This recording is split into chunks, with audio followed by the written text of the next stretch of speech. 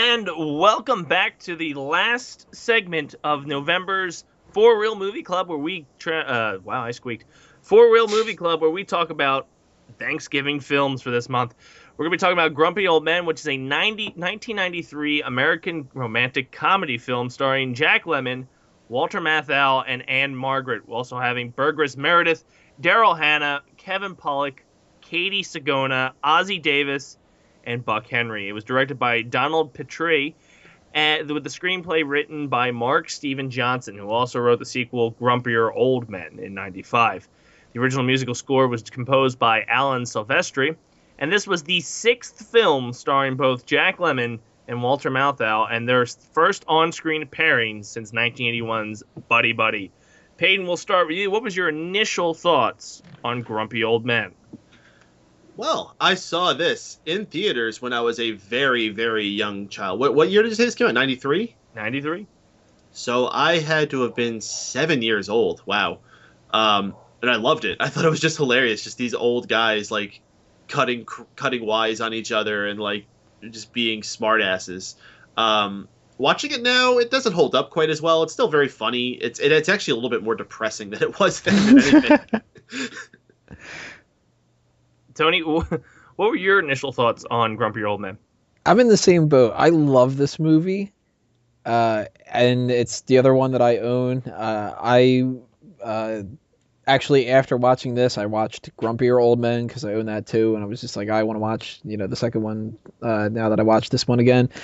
I watch it every couple of years, and my perspective changes a little bit as time goes on. I totally agree. It's depressing compared to what it was when I was a little kid seeing it in theaters, because when you're a little kid, you're paying attention to the jokes of, like, throwing the fish in the car and stuff, not, like, the magnitude of getting old and being sad over the loved ones that have gone by and all this other kind of stuff. But that's something that I didn't appreciate then that I appreciate now.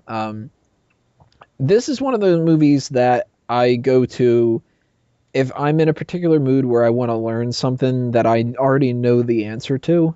It's really kind of a tough way to say that, but there are certain movies and, to a lesser extent, TV shows, and to an even lesser extent, music, because I'm just not as big of a music and TV fan as I am movies, that if I'm, like, sad, I'll watch a type of movie, or if I'm in a really good mood, I'll want to watch a really good comedy to keep the mood going or whatever. And if I'm struggling with the idea of being older and what's going to happen in the future, whatever, Grumpy Old Men's a good movie for me to watch to kind of feel a little bit better, but not just ignore the problems and stuff. And the jokes are good. The representation of the old people is rock solid in the movie. I love this. So when it comes to casting, we'll stay with you, Tony. Jack Lemmon, Walter Matthau, they are a duo that have been in several films together. How did you feel about the casting when it came to this movie? They're so perfect. You couldn't have gotten anybody else to play these parts. And a lot of the other characters too. Anne Margaret is somebody I'm not too familiar with, but she plays that kind of character that I could see them, falling for her at their age, or Burgess Meredith being the fucking great grandfather of the little kid in the film. It's just, oh man, he is such a dirty old bastard, and the casting is just amazing. From the very first scene, and their reaction of, morning dickhead, it's perfect. If you would have had two random older people other than Jack Lemmon and Walter Matthau, they wouldn't have been as comfortable with each other, I think, to be able to pull this off and have that kind of comfort level between the two of them, because they're at odds throughout the entire film, but that they're friends. And the only way to really pull that off, unless you're just a spectacular enough actor with a spectacular enough script, is to have a friendship with people. Scrubs is a TV show that works so well because JD and Turk on the show are damn near lovers because of how close of friends they are, and Donald Faison and Zach Braff are that close in person, and it shows. And that's something that Jack Lemmon and Walter Matthau bring to it. And of course, Christopher McDonald's in this movie as well. So. And again, he's a villain. That he is a fucking dick in everything. I swear to God. Peyton, what were your thoughts on the casting for Grumpier Old Men? Fantastic. Tony pretty much nailed it. Those two older guys have been working together for decades, longer than we've been alive, and that type of chemistry just pops up with them. They make the movie. Again, I do not give any credit to anyone who wrote the movie or anything like that. It's all on those two guys. Well, just to give everybody a few facts about the movie. It released Christmas Day in 1993 with a runtime of 103 minutes. The budget was about $35 million, and it doubled at the box office, hitting about $70 million. When it comes to this film, like you said, the duo is really what sells it, and it was good enough to warrant a sequel. Jack Lemmon and Walter Matthau have been paired together through the decades, and like you said, longer than we've been alive. And I think it's safe to say that their on-screen presence is rival. It's probably one of the best. Now, when it comes to filming, and Tony, you touched a little bit on it, when you're doing these series and these movies and such, the pairing, just playing off each other, how much of this do you think was scripted or improv when it came to these two guys? Tony? I think for the most part it was scripted, but that they had a little bit of breathing room to play around with. And one of the scenes at the end, when they were going through their blooper reel, sort of, that shows that they did have a little bit of flexibility, is when Burgess Meredith is talking about all the different ways of saying that the one person's going to fuck the other one. And, he's hilarious throughout the whole thing for that kind of stuff, saying it's butt cold outside, which I said about 7 times after I've seen this movie recently, and the whole did you mount her and whatever. But my favorite out of all of them is he's going to take the skin boat to Tuna Town. That is amazing. They do this again in the sequel, and there's a scene where he plays around with the idea of flirting with the mother of the love interest in the sequel, and man, he just spits them out back and forth of like, you're Italian, you want to come and let me show you my cannelloni, and you want me to give you the hot sausage and whatever, and he goes on and on and on and on, and you can see that they had a little bit of breathing room to play around, but they probably kept to a pretty specific script. And I wouldn't be surprised if a lot of the gems in the film that come out as, like the quick one-liners, like he's straight as a grizzly's dick, are probably improv. But at the same time, I think that the overall structure was probably what they followed more than anything else. Peyton, what were your feelings? Do you feel like these two went off track a little bit, or maybe they just stuck to the script? I think it was a little bit of both. I think they had a lot of very experienced people on there, and I think they probably had a script. And if I had to take a guess, I would think they did the method where they did a run where they stuck to the script, and then they just kept doing runs where they let it get a little looser each time. Mm-hmm. So I think they probably did that. They just picked their best cuts. Yeah, it definitely. When you have a pairing like that, and for those of you that watch The League, they walk in with an idea and they pretty much say, all right, just go, because these guys play well off of each other. And whenever you have that type of relationship, like Tony had said, it usually produces a better product.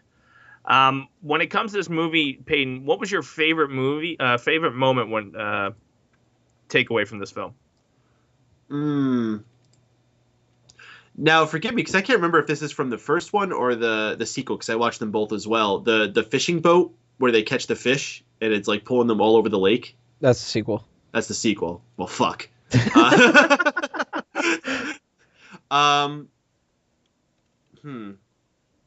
don't know. I guess really they all kind of blend together, because, it's all just them doing something and shouting insults at each other. Like, the thing that it sticks out to me the most is when they're shoveling snow and shouting insults at each other. Tony, what was your high point when it came to this movie? Well, speaking of insults, my favorite line in the entire film is it's right at the scene where they're talking about how Chuck had died, which one of the things I can really praise about this movie is I love that they hit the nail on the head when it comes to old people talking about the best ways for people to die. and they're like, oh, lucky bastard because he died in his sleep and all that other kind of stuff. Their relationships are really genuine here. Even like with the sex jokes, like, I haven't had sex for 15 years. They do a lot of that stuff and they really, really nail it. But my favorite line out of both the films put together is in that scene where Jack Lemmon says, you would have known that Chuck would have died if you weren't such a shitty friend. And Walter Matthau's response is, hey, watch your mouth, you dumb friggin' Swede. I love how fucking amazing, though. Like, it's just, he turns so like, hey, fuck you, buddy. And instead of just saying, go fuck off, it's watch your mouth, you dumb friggin' Swede. Old people and their ethnic slurs and the fact that they don't realize that you shouldn't say things like that without offending, an entire race of people and stuff. That is amazing. I love that line. And I've said that line to people throughout the years, ever since I, rewatched this as a teenager from having seen it as a little kid and stuff.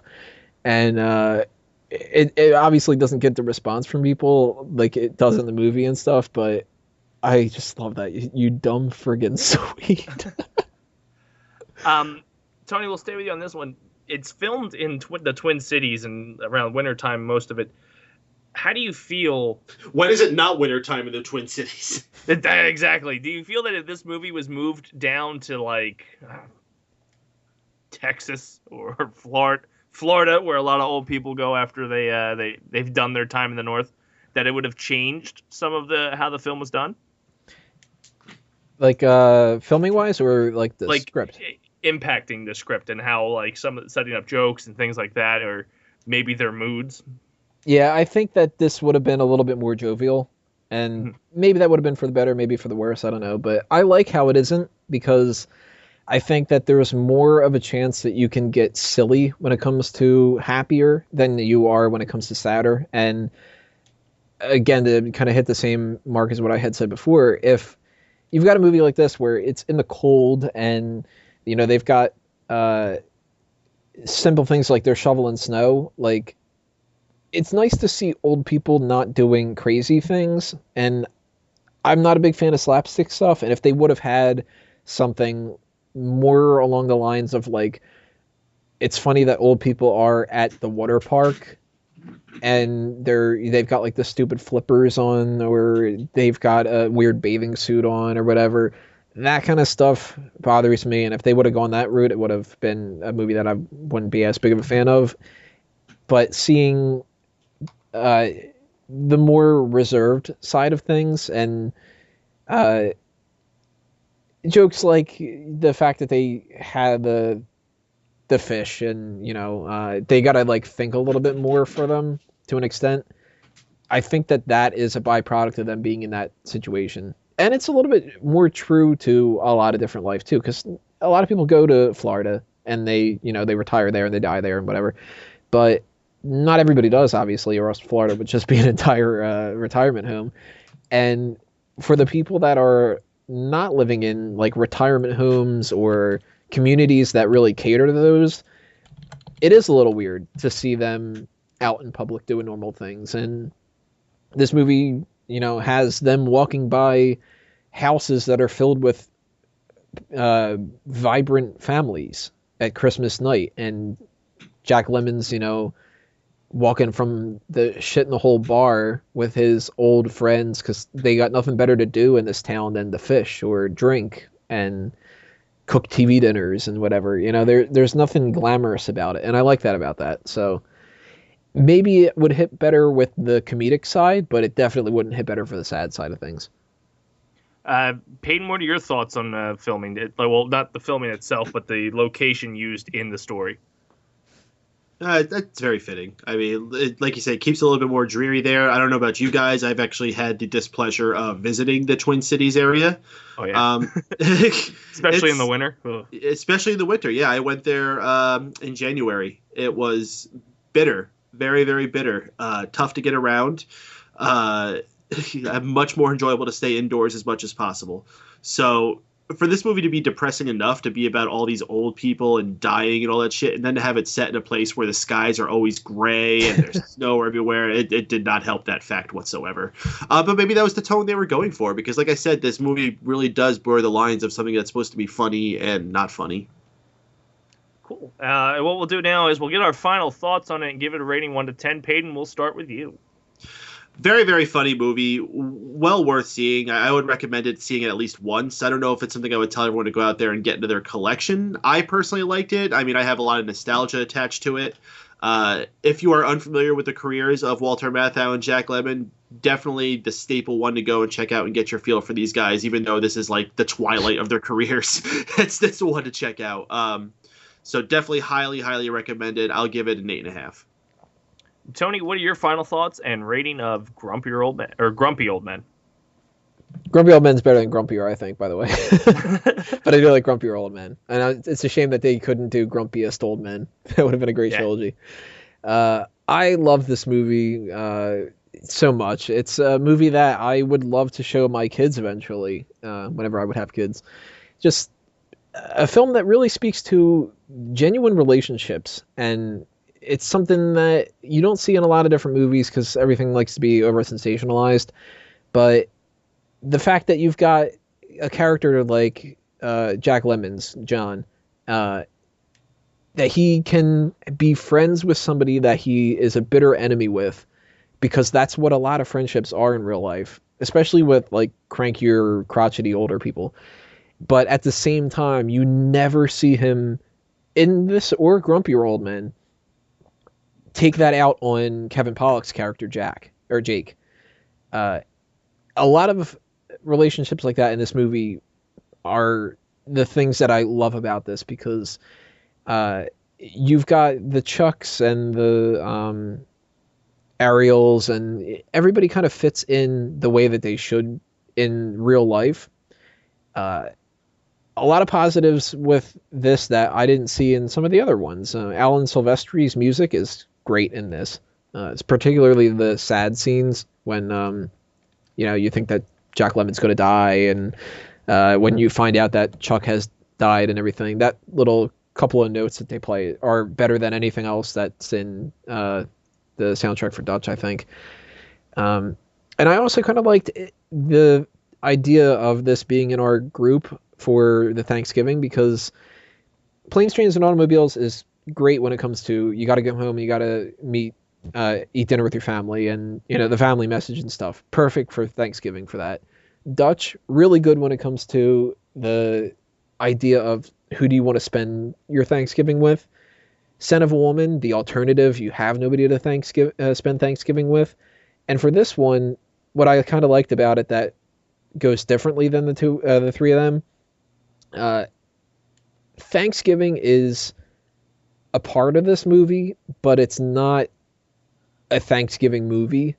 It's about everyday life, and they factor Thanksgiving into it, and they transition into Christmas, which is a good way for us to transition into the Christmas movies later on. But they kind of point out, like Ariel mentions, if John were to die, then she wouldn't have any holidays to look forward to, because that's like going to ruin Christmas, except for Thanksgiving. And I'm not really crazy about turkey, because that doesn't matter in the grand scheme of things. It all matters of your relationships with people. And again, the relationships with everybody in this movie is just perfect for what they are.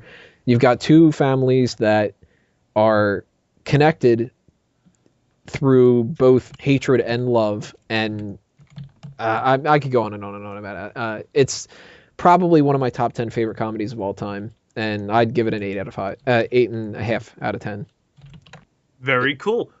Ladies and gentlemen, that has been the For Real Movie Club November with Thanksgiving theme.